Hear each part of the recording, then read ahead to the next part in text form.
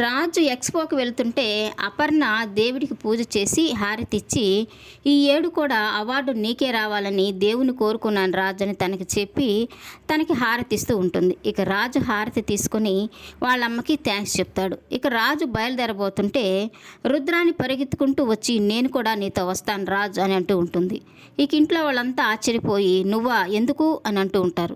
అదేంటి అలా మాట్లాడుతున్నారు, నా మేనల్లుడు అవార్డు తీసుకుంటుంటే నేను అందరిలో కూర్చొని క్లాప్స్ కొట్టాలి కదా అని అంటూ ఉంటుంది. ఇక వాళ్ళ అమ్మ అయితే ఇంత ప్రేమ నీకు ఎప్పటి నుంచి వచ్చింది అని అంటూ ఉంటుంది. అదేంటమ్మా అలా మాట్లాడతావు, నా మేనల్లుడి మీద ఆ మాత్రం నాకు ప్రేమ ఉండదా అని అంటూ ఉంటుంది. ఇక ఇదంతా స్వప్న గమనిస్తూ ఉంటుంది. తను వేసే నాటకాలన్నీ తనకు బాగా తెలుసు.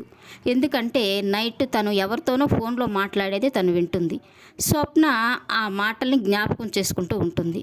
కావ్య అక్కడికి వస్తుందని తనకు తెలుసు. అక్కడికి వెళ్ళి ఏదో ప్లాన్ చేయాలని తను అనుకుంటుందని స్వప్న గమనించి తను వెళితే నేను కూడా వెళ్ళాలని అప్పుడే డిసైడ్ చేసుకుంటుంది.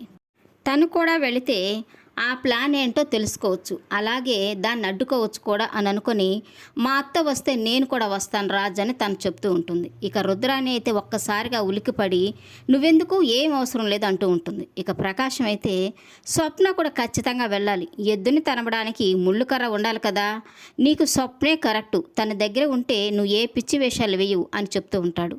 ఇక రాజు అయితే వాళ్ళ నాన్న స్వప్న రుద్రాని తీసుకొని ఎక్స్పోకి వెళ్తాడు. ఇక కావ్య కూడా సురేష్ కంపెనీ తరఫున డిజైనర్గా అక్కడికి వెళ్తుంది.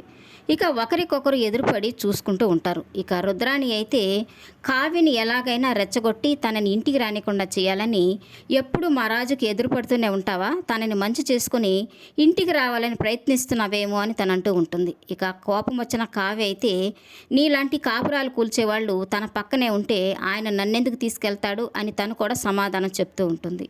ఇక స్వప్న అయితే కావ్యని చూసి చాలా సంతోషపడిపోతూ ఉంటుంది. ఇక ఎక్స్పోకి వచ్చిన సామంతు అనామికతో అంటూ ఉంటాడు, అనవసరంగా రాజుని రెచ్చగొట్టాను, పోటీకి వస్తే రాజు ముందు ఎవ్వరూ నిలవలేరు అని టెన్షన్ పడుతూ ఉంటాడు. ఇక అనామిక అయితే కూల్గా ఉండని సామంతుని కూల్ చేస్తూ ఉంటుంది.